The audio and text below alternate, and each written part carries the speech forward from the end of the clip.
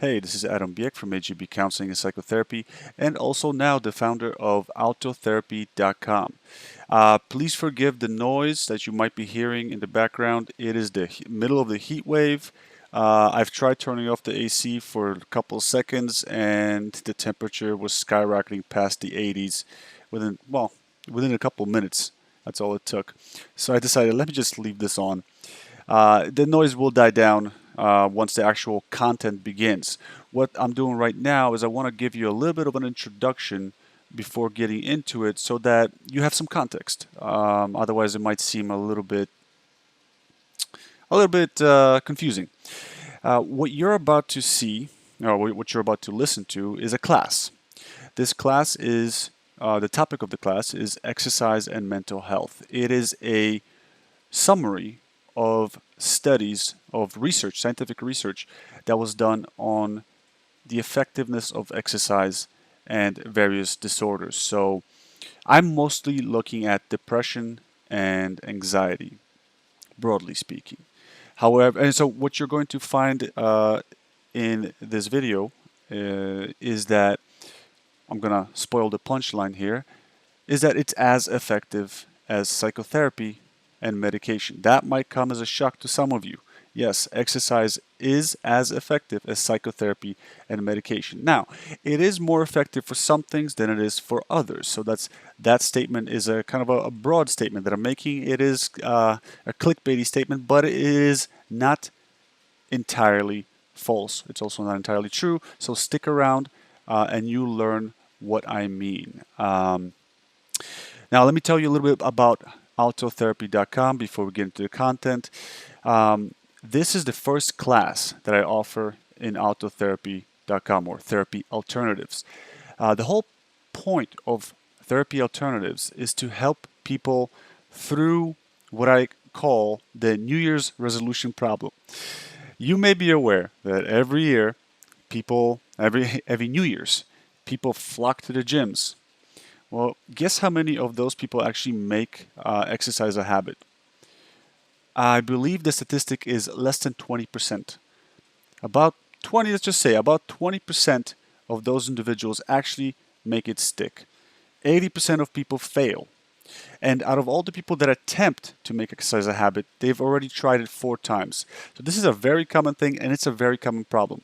However, because exercise is so powerful, it is so effective for our mental health and for our overall health, I've decided that I would be much more helpful to people, to everyone out there, if I leveraged my skill set as a psychotherapist in order to help them to develop this habit, to develop exercise as a habit. Now, what does a therapist do?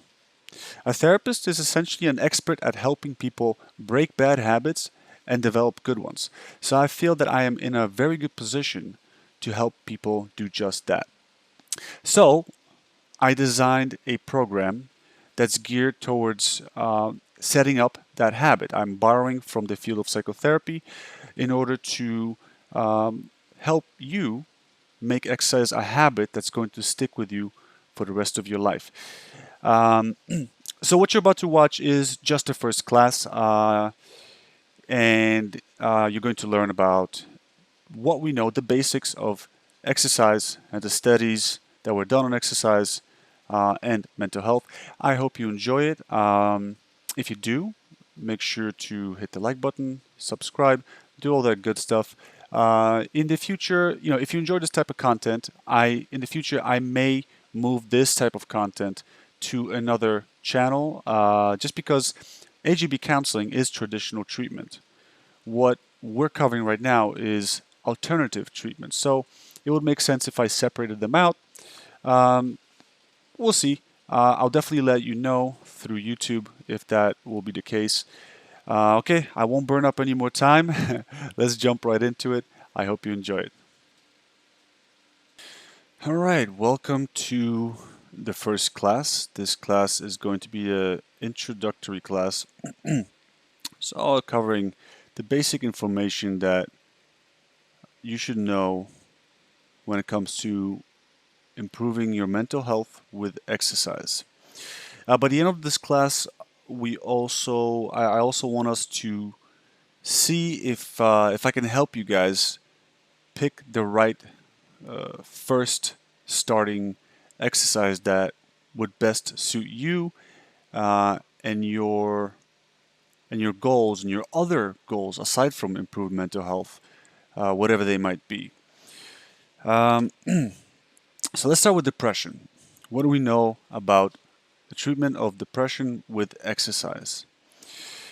With depression, the evidence is consistently conclusive. It's consistently showing that it's as effective as psychotherapy and medication for the treatment of depression.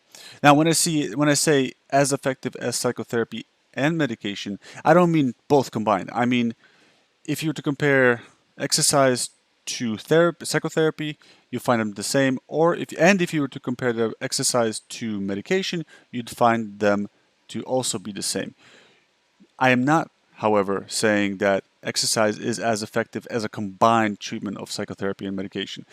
I don't remember any specific studies. However, if I was to guess, I would say that combined treatment of psychotherapy and medication would still be slightly more effective than exercise alone. However, exercise in combination with either psychotherapy or medication would probably be on par with psychotherapy and medication combined.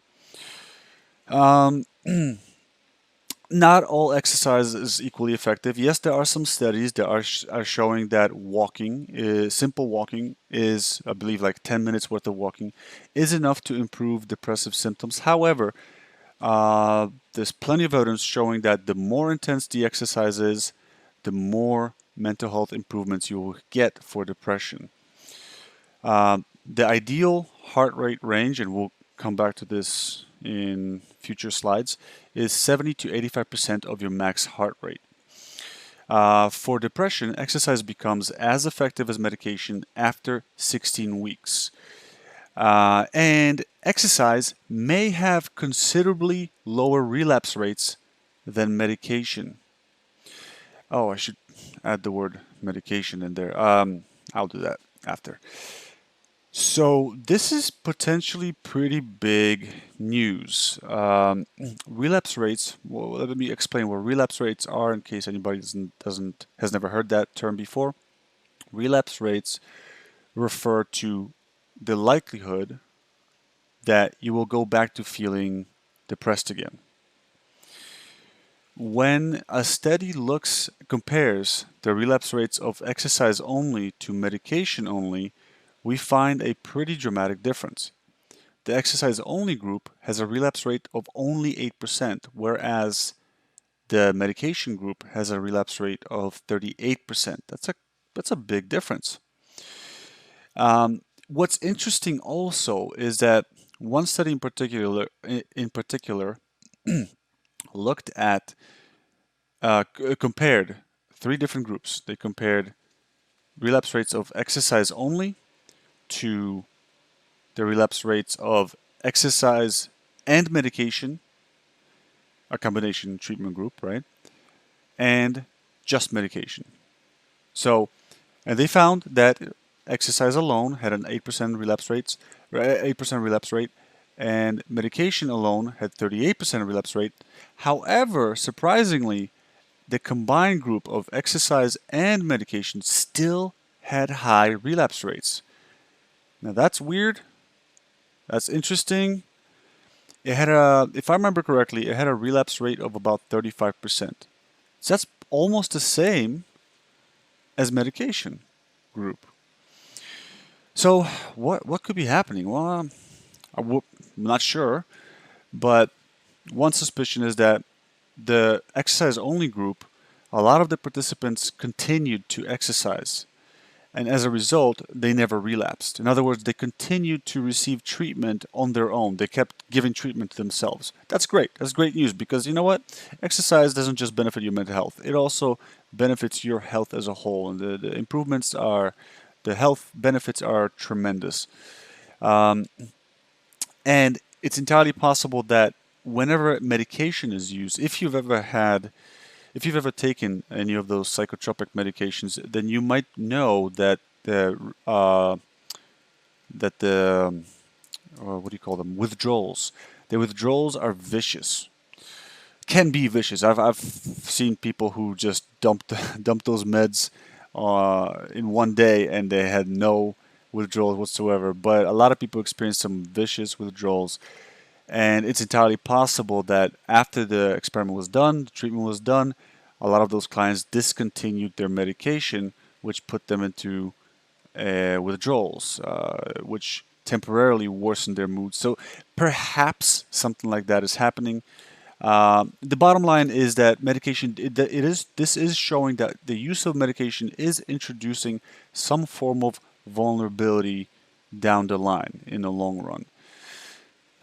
That's not to say I'm not trying to knock the use of medication. I'm not trying to discourage people from using medication. I believe everything has a purpose, and my recommendation is always to start with the most the effective, but also most helpful as a whole. So the first thing, exercise. I mean, you benefit across the board everywhere. I would recommend exercise as the first line of treatment. The second line, if exercise isn't enough, I recommend adding psychotherapy because, well, you're not adding any chemicals to your body, so you're not introducing side effects, you're not setting yourself up for potential withdrawal symptoms. And then if exercise and psychotherapy isn't enough, then I would recommend add medication. So we're working our way up in a ladder format. We go up higher and higher and higher. We take bigger risks progressively as we notice that our symptoms are not responding. So exercise is probably the cheapest option and most beneficial on a global sense. Then second is psychotherapy. Well, probably costs a little bit more money, but doesn't have any kind of like chemical side effects. And then medication. Well, it you're putting stuff in your body, and I can't say for sure that scientists, researchers know everything that these medications do to us, despite them being FDA approved and things like that. I know that one of the things that has been talked about is what do they call this, serotonin syndrome, I believe. I don't know much about it, but I have heard that it's a potential long-term consequence of medication use, antidepressant use, um, of SSRI use, selective serotonin reuptake inhibitor use. All right, let me move on. I kind of sidetracked a little bit. Well, so one thing that I think is worth noting, it's not that big of a deal, but it's worth noting, is that we don't really have that many. No, we don't. As far as I know, we don't have any studies on treatment length versus response studies. So what I'm talking about is studies that answer the question of how soon will I notice my first improvement? We have these studies for anxiety, but we don't really have these studies for depression. What we do know is that by the 16-week mark, exercise becomes as effective as medication and as effective as psychotherapy.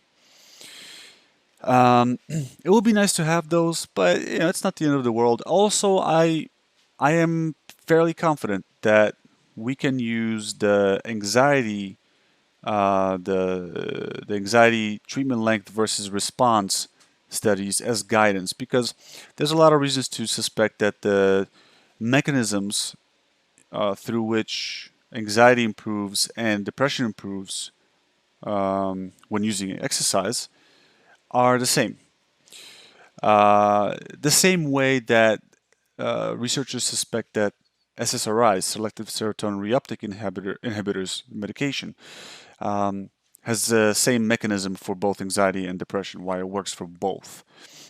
Um, all right, let's talk about anxiety. Anxiety, in terms of exercise helping anxiety, the picture isn't as clean as depression. Now, why? Why is that? Well, depression, when researchers look at depression, they mostly look at major depressive disorder. There's other types of depressive disorder. For example, dysthymia. It's like a low-grade depression, but that's drawn out for a really long time. But they typically look at major depressive disorder. I'm not entirely sure why that is. It might be related to just what's going on in society at any given time. So I know that like APA, American Psychological Association, and other mental health organizations have made a large push towards bringing to awareness to our society, to at least in the US, how destructive depression is. So it might be that a lot of the funding has been available for researchers who are interested in major depressive disorder. I'm not entirely sure. That's just my guess. The other reason is that, well, there actually are fewer depressive disorders than there are anxiety disorders. So it's cleaner and easier to study depression. Anxiety is a little more messy. We have a bunch of them. We have I'm not sure if you knew this, but generalized anxiety disorder is not the only anxiety disorder. Social anxiety disorder, then there is social anxiety disorder. Then PTSD, that's actually in the anxiety family. Post-traumatic stress disorder, phobias, all kinds of phobias, panic disorder, OCD. Also, that I found that surprising that OCD is in the anxiety family, but yeah, it is. So when researchers compare, sorry, when researchers look at the effectiveness of exercise on diagnosed anxiety disorders, oftentimes they bolt all of them together, and that's not good science. But I guess they find it easier because, well, it's kind of hard to find isolated groups. There are studies done on isolated specific anxiety disorders. So there are studies done specifically on generalized anxiety disorder, social anxiety disorder, PTSD, things like that. But they're not as many. It becomes much more demanding to look at every single one. One other trick that researchers do to avoid, having to do a separate study for every separate anxiety disorder is they look at something called trait anxiety. Trait anxiety is so let me backtrack. So no, actually, sorry, I'm confusing myself in terms of what I want to explain first. So let me go back to the trait anxiety. So trait anxiety is the tendency that a person has to become anxious about whatever. So the higher your trait anxiety is, the more likely you are to become anxious throughout the day. If you know what generalized anxiety disorder is, then you will realize that trait anxiety is pretty much generalized anxiety disorder. It's synonymous. High trait anxiety is generalized anxiety disorder. State anxiety, on the other hand, that's the actual moment of feeling anxious. That's you being anxious in the moment. So another way of saying all of this stuff I just said is that trait anxiety is the likelihood that you will experience state anxiety. And state anxiety is just you feeling anxious right now. So if you're experiencing high state anxiety, that means that you are feeling anxious right now. So there is very strong evidence that exercise works for trait anxiety, trait and state anxiety.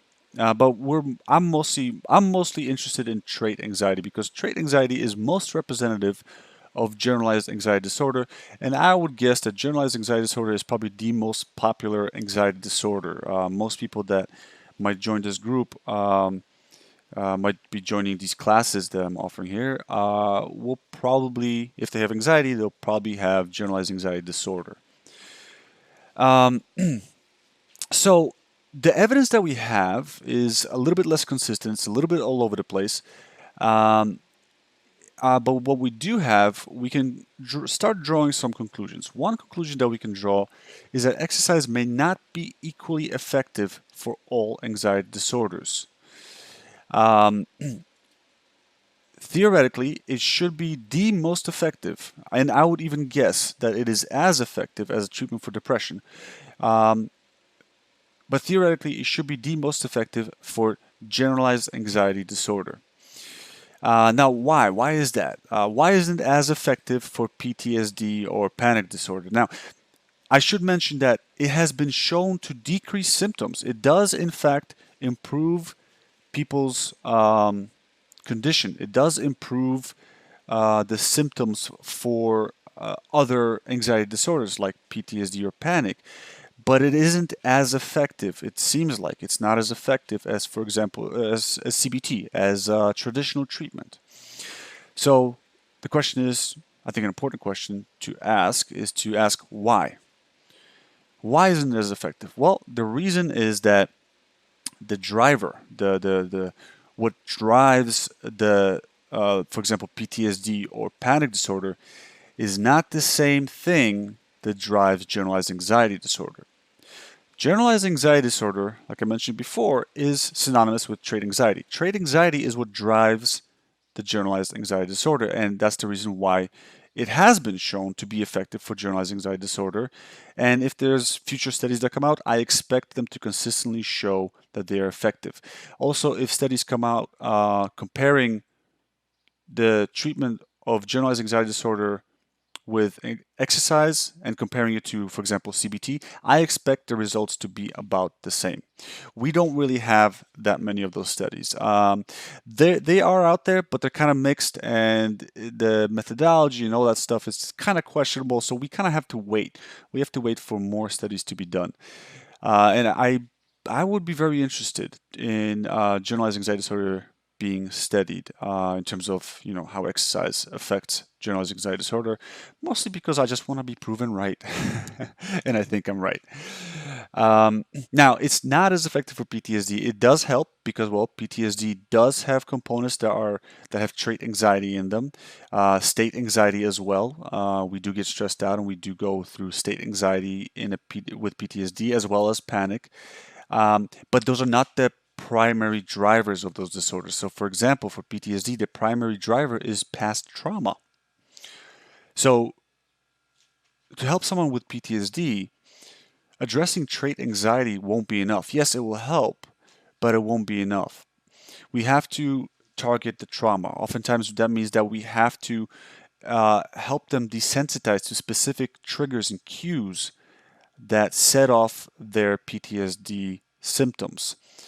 Addressing trait anxiety alone will not do that.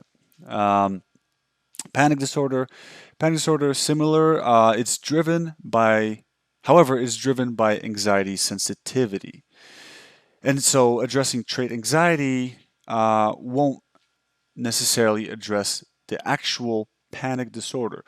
Now, what's anxiety sensitivity? Anxiety sensitivity, it's it's the variable that really represents panic disorder. So if trait anxiety represents generalized anxiety disorder, anxiety sensitivity represents panic disorder. Anxiety sensitivity is how sensitive are we? How much do we react with fear to our symptoms of anxiety?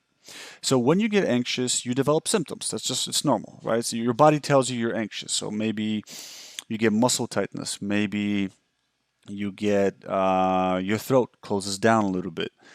Um, the more you, when you feel those symptoms, uh, if you end up interpreting them as a sign of danger, then that means you have high anxiety sensitivity. Um, it's just another way of saying it is that anxiety sensitivity is fear of anxious symptoms, or fear of fear, for to put it in a simple way that's in a way that also is related to, who was that guy who said that the only thing we have to fear is fear itself. When I read that, I was like, huh, I wonder if he had panic attacks, because that's anxiety sensitivity, fear of fear. Um, so I mentioned that exercise should be most effective for generalized anxiety disorder because trait anxiety is the primary driver of symptoms for generalized anxiety disorder, and there are existing studies that support this. Um, how about you? Let me just catch up here.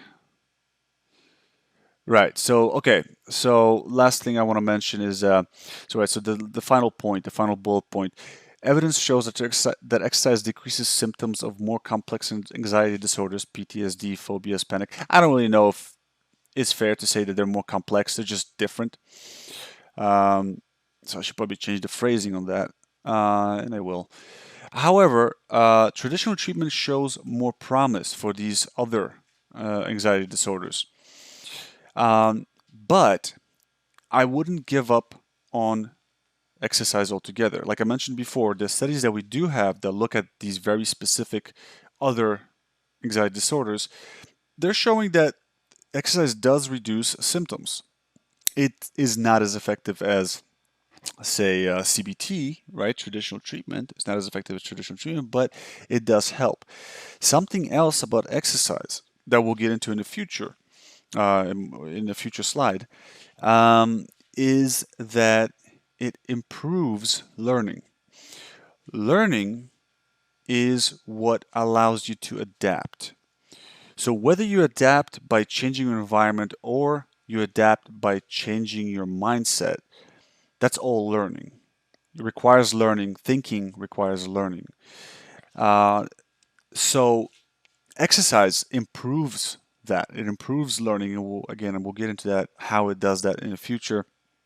Uh, and improved learning leads to faster and better outcomes in therapy. It's also hypothesized that that is this exact same mechanism for how antidepressant medication helps us. That by increasing serotonin, we're increasing learning. Yeah, I'm jumping ahead, so let me pause right here.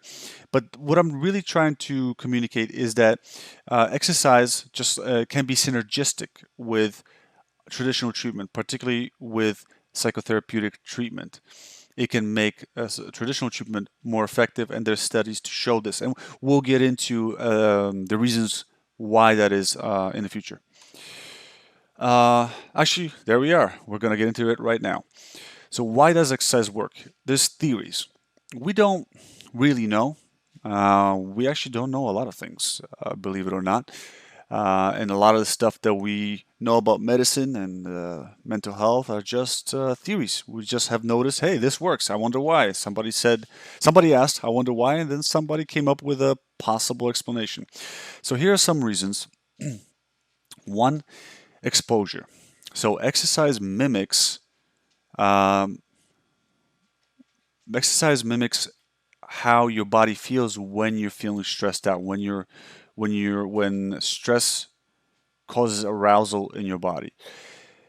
Frequently exercising exposes you to that sensation, which over time makes you not bothered by it, which leads to reduction in anxiety sensitivity. And you might remember anxiety sensitivity is that primary driver for panic disorders. So, uh, exercise might be very effective for people with panic disorders, but there's a however, and I would not recommend exercise as a standalone treatment for people with panic disorders. Um, if you are going to do that, do it at your own risk. There's a chance that you could like kind of traumatize yourself if you don't have the right mindset for it. But I might get into that a little bit later. Also, we got physiological adaptations. So we'll have hormonal changes, neurochemical changes. So we got the B endorphins, the feel-good chemicals, the adrenocorticotropic hormones, and endogenous opioid peptide neurotransmitters. This is all stuff that's related to decrease arousal, to the down regulation of arousal. When the more you exercise, the more your body produces of these things, and the more your body decreases arousal levels. So, uh, what that means, what that translates into, is improved stress tolerance. That's one, and two, more rapid homeostasis restoration.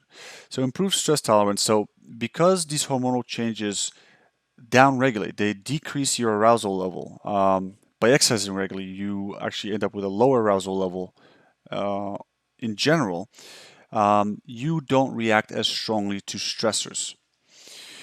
That's one, and the other one, more rapid homeostasis restoration. Your body, when it does go into a higher arousal state, it has already rehearsed and practiced how to quickly bring it back down. So if you're facing a stressful moment, and that could be depression, doesn't have to be anxiety, because we know that when people are depressed, they're not always completely zapped of energy.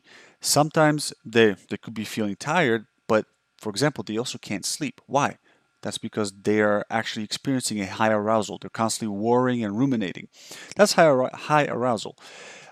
If you're fit, if you're exercising regularly, your body knows how to calm down, bring everything back down to baseline quicker. Because exercise is essentially rehearsal of raising your arousal and bringing it back down, raising it up and bringing it back down. So what that means is that people who exercise on a regular basis do not experience anxiety as long as people who are not exercising regularly. Because people who are not exercising regularly, after a stressful moment, it takes them longer to return to baseline, which means that they're stressing out longer. I hope that was clear, but I really wanted to hit the homeostasis restoration point a little harder because, while it doesn't sound as attractive as being like having stress tolerance, improved stress tolerance, like having things not phase you, it's very important and a lot maybe even undervalued because we can't avoid stress. Like stress is part of life. Stuff is going to happen. Um, and the beauty of calming down faster is that that means that we're going to spend less time being stressed out. Now, another physiological adaptation that could occur, this is for people who have been dealing with chronic stress for a really long time, stressing for a long time, or have been depressed for a really long time with that elevated arousal, the kind of depression with the elevated arousal. Exercise has been shown to reset your hypothalamic, I said it right, yeah, hypothalamic pituitary adrenal axis and sympathetic nervous system.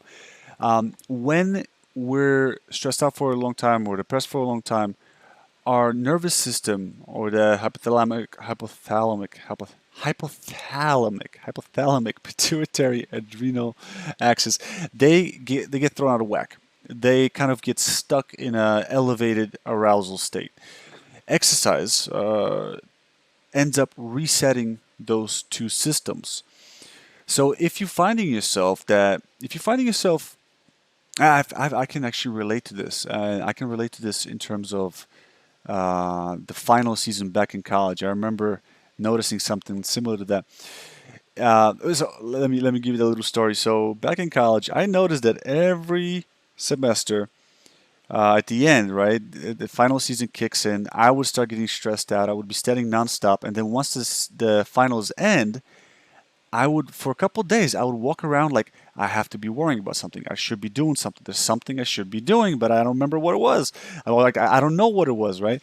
It's like my body still feels like there's something that needs to be done, but I know that there's nothing that needs to be done. That may have been a product of having been stuck in a heightened arousal state for a prolonged period of time. And exercise interrupts that. It helps you restore that. So if finding yourself that if you're finding yourself in feeling like you're stuck with your stress and anxiety, uh, maybe with a rumination worry, but then you're thinking to yourself like there's really nothing to be worried about, nothing to be sad about.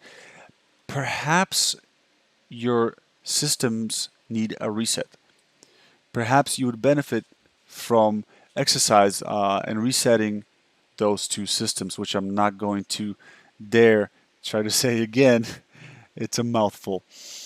Um, all right, moving on.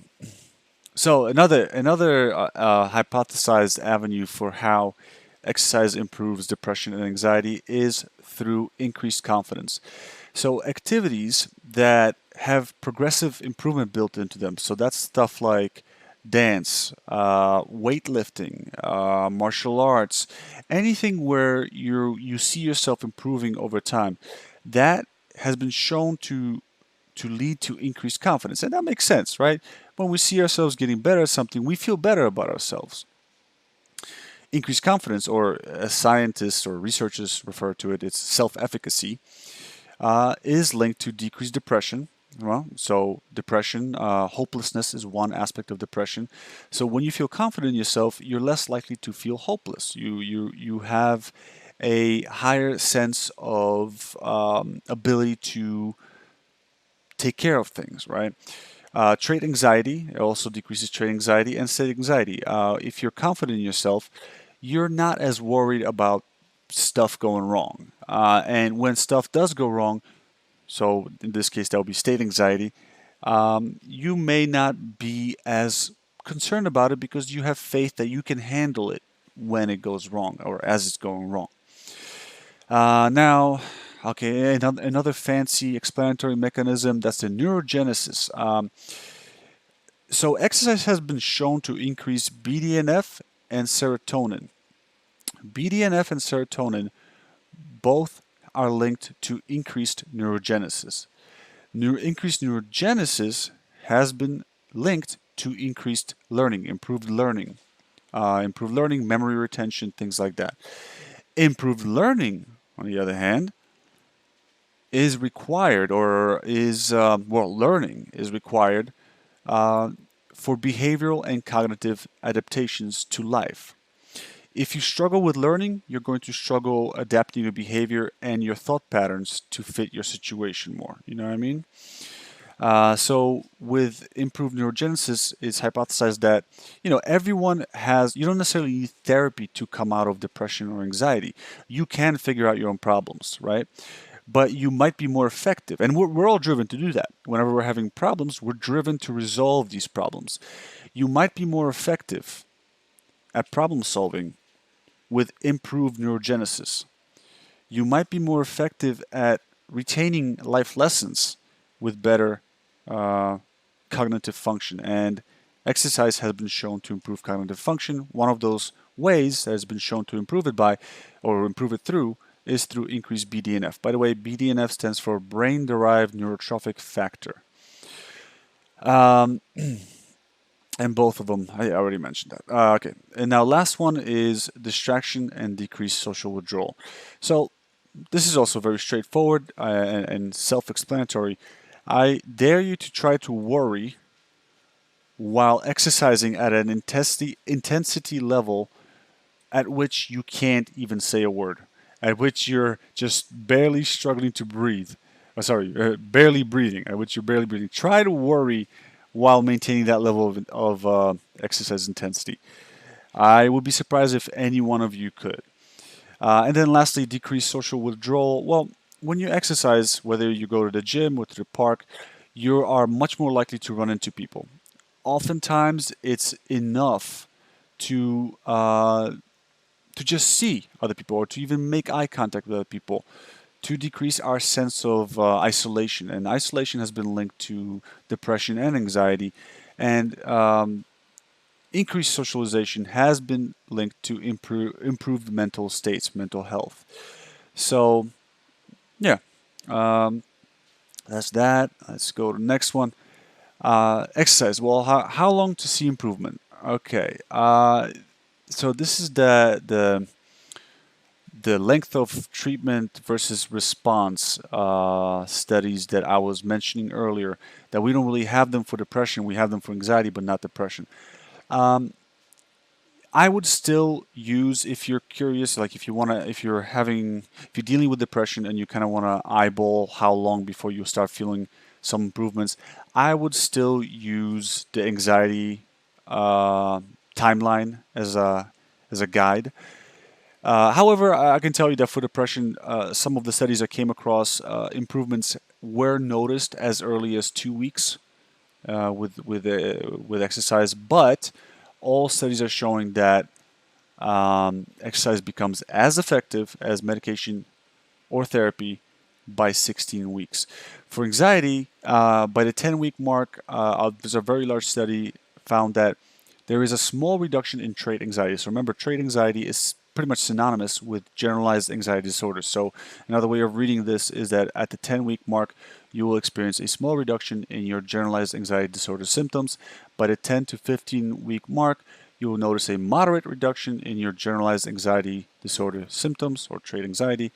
And by the 16-week mark, just like with depression, that's where it maxes out. That's where the benefits seem to be the largest, and they don't seem to necessarily, as far as I know, they don't really increase um, past that point.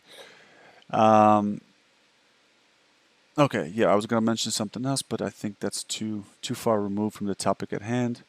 We might revisit it in another slide. Okay, what kind of exercise for mental health? Cardio is king. There's no question about it. While weightlifting has been shown to provide benefits, but provide reduction in trait and state anxiety, it is not as effective as intense cardio. What's intense cardio? That's when you exercise. Um, it's when your heart rate is between 70 and 85% of your max heart rate. That's considered vigorous exercise. That's the optimal, most recommended, that's been observed to be most effective and to provide the highest benefits. I really recommend that you use a heart rate monitor. Do not rely on how you feel. That's incredibly misleading. And I've seen people think that they're doing vigorous exercise, but in fact they were not. You may need to take time to build up to that. We'll get into that a little later. Max heart rate. So what's max heart rate? Maximum heart rate is a very simple equation. It's 220 minus your age. So if you want to find out what your goal heart rate would be, so let's say you decide that your goal is going to be the maximum of the recommended range. So remember, you can see up top the recommended range is 70 to 85%. Let's say you choose the top end of that range, so 85%. To get your target heart rate, you will do 220 minus your age, and then whatever that is, multiply that by 0.85, and that's it. So what's cardio? Cardio is, we all know what that is. It's running, biking, elliptical, but they're not your only options. You can do regular weightlifting. So if you're a guy, a lot of guys want to build muscle, you can combine these two goals. Sure, if you combine those two goals, the results you get will be slower. It will work. It will always work. It always works. But yes, it won't be as optimal. But it still will work. And especially in the beginning, for at least the first year to 2 years, I don't really pretty much. You look at weights and you'll put on muscle, so you don't have to worry about that. But the reason why I bring that up is because at the end of this, I do want to help you guys, if it's relevant, to choose a starting exercise that you can start doing today that marries more than one goal. I know one of the goals that we all have here is to improve our mental health, but we gotta have other goals. That's not enough. So we're actually gonna start working on positive reinforcements on the stage 2 class by the end of this class. And I would like to try to help you choose an exercise that suits you best, that suits you, that marries some other goals that you might have that are pertaining to exercise. So I want to mention that sports may be adequate, but initially I wouldn't recommend them as a way of getting your vigorous exercise because it's really difficult to ensure that you're getting the right intensity consistently. One example I want to give you of that is, let's say you're playing soccer and you're a defensive player, but your team, the offense on your team is really good. If that's the case, the ball is probably never going to be on your end of the field. As a defensive player, you're going to be sticking in the back. You're probably not going to be, you're going to be barely moving throughout the entire game. So I don't recommend sports in the beginning. Once you get better, once you learn what it feels like by using a heart rate monitor, once you learn what it feels like to stay in the vigorous heart rate range, then sure, yeah, you can start doing exercise. You can start doing sports and other things, because then you can kind of tell, like, today, did I get vigorous exercise or did I not get vigorous exercise? And if you didn't, then you can play a little bit of a catch up, by doing whatever kind of cardio it is that you like doing. The recommended amount of exercise per week is 150 minutes. So if you do it 5 days a week, that means not every day, but every day that you do exercise, you'll be doing 30-minute sessions. I recommend that you split it across as many days as possible, because that will A, improve your recovery, B, reduce risk of injury, and each workout will be shorter and therefore less demanding. Most studies used 3 to 4 days of exercise per week at, I believe it was 21 to 30 minutes. So they actually didn't meet the requirement, they didn't meet their recommendation of 150 minutes. And the odds are, the reason for that is probably because a lot of the participants were new to exercise, and trying to meet 150 minutes per week right off the bat is kind of too much. And I want you to keep that in mind. Don't necessarily try to meet 150 minutes per week. Do whatever you feel comfortable in the beginning, but just keep that in mind, that that's the goal you're shooting for. It's important for me to note that fitness level matters. So evidence shows that the more fit someone is, the more mood boosting effects they receive. Vigorous exercise was found to be more effective than moderate and low intensity exercise. Unfit participants may be unable to handle sufficiently vigorous exercise. The takeaway from this is that initially you'll be focusing on building up your fitness level. During this time, your mood boosting benefits may be limited.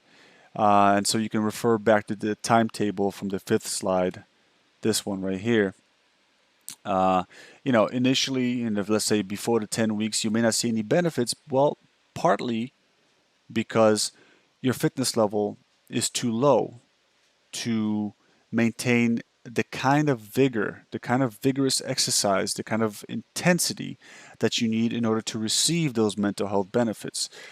You may not be able to reach 70 to 85% of your max heart rate comfortably on a regular basis. You may find that you actually feel uncomfortable in that range as you're starting out, and it may take you time to build up to that range. So the reason, why they are finding that fit participants, when they're told to do vigorous exercise, they are reporting more improved moods than unfit participants, and that might be because when you're unfit, or when that's, it almost sounds insulting when I say unfit. If anybody else heard it that way, I kind of heard it that way in my head. If anybody else heard it that way, I don't mean it in an insulting way. I apologize if anybody took it that way. But what I'm trying to communicate is that, if you are not in the best shape, trying to do too intense of an exercise will actually lead to decreased mood. So what is important to take away from this is to not, what is also important to take away from this, aside from what I already said, is to not push yourself too much in the beginning. So related to that, let's talk about getting fit. Pace yourself. Too much too fast will likely leave you feeling worse. Another thing is identify your highest heart rate at which you feel comfortable and slowly push past it. So how do we do that? Well, you can do this in many ways. My best recommendation that I can make for you is to get on a stationary bike with a heart rate monitor. The reason for that is that you control most of the variables on a stationary bike. You don't have to worry about getting hit by a car. You don't have to worry about stopping because someone got in your way. You can maintain a steady pace throughout the whole time, and you got a heart rate monitor right there. So how would you do that with a stationary bike? With a stationary bike, it's simple. First, start out with a 5 to 10 minute warm up. Pedal at a comfortable pace. Then, once you feel nimble and you're warmed up, start increasing the intensity. You can increase intensity by either increasing the resistance of the bike or by just pedaling faster or both. So start doing that. Observe your heart rate rise. And once you start feeling uncomfortable, then start dropping back down. And as soon as you start feeling comfortable, right, as you're decreasing your intensity from that uncomfortable point, and as soon as you feel comfortable, make note of your heart rate. That's your baseline. The heart rate right before the point that you feel uncomfortable is your baseline. From that point on, your goal is to at least match that heart rate and just slightly push past it. Regularly test whether you feel comfortable at a slightly higher heart rate. What you'll find is that over time you will be able to handle higher and higher heart rates, and eventually you'll reach your target goal of your heart rate, and you'll be able to stay there comfortably. Now, when I say comfortably, I don't mean like you'll be able to have a full-blown conversation. That's unlikely. You're probably not pushing your intensity high enough. You can have a full-blown conversation, and it would be weird if you were maintaining that high heart rates and were able to maintain a conversation. I mean, I imagine that I mean, anything's possible, I guess, but I would find it very surprising. Anyways, so there's alternative ways to do this. Like if you have a portable heart rate monitor, you could do other things. Like you could maybe do sprints, which I don't recommend. You could jog, which I also don't recommend. You could do burpees, which I might recommend as long as you don't do it with a jump. Like I generally speaking do not recommend anything high impact as you're just starting out. Because if you haven't worked out in a while, your joints, tendons, bones, and muscles are not adjusted, are not ready. I'm not so worried about your muscles. Your muscles will adapt much faster. They adapt very quickly compared to your bones, tendons, joints. Bones, tendons, joints, they take a long time to adapt, and we need to respect that. Otherwise, we'll walk away with a bunch of injuries. So I don't recommend anything high impact. Battle ropes, that could be okay. Battle ropes could be okay because that's relatively low impact. Um, Elliptical is fine. Bike I already mentioned, that's fine. What else? Rowing, that's fine. Swimming could work, although I don't know if a heart rate monitor will work underwater. Um, what else? Well, we can discuss that at the very end. Actually, we are getting to that. So open discussion time. All right, so now this is the part where I want to hear about your other goals. What are some other things that you're hoping to achieve with exercise? So we know that, yes, you want to improve your mental health, but in order to make exercise stick, we need more than that. That's not enough. It's not enough. We're going to need a whole lot of motivators. And you might find it beneficial if we customize your first form of exercise to your other goals. So I'll give you an example. The most straight up example is if you're a guy or you just want to look more fit, you want to look more athletic. Well, that usually means that you have to put on more muscle. So that means that you have to be lifting weights. So one thing we can recommend right off the bat is circuit training. But if you have some other goals, I don't know, maybe you want to be a sprinter, maybe you want to eventually do a 12K, maybe you want to I don't know. I mean, what other goals would you have? We can adapt your starting exercise to your other goals. So let's talk about that. Let's talk about your other goals.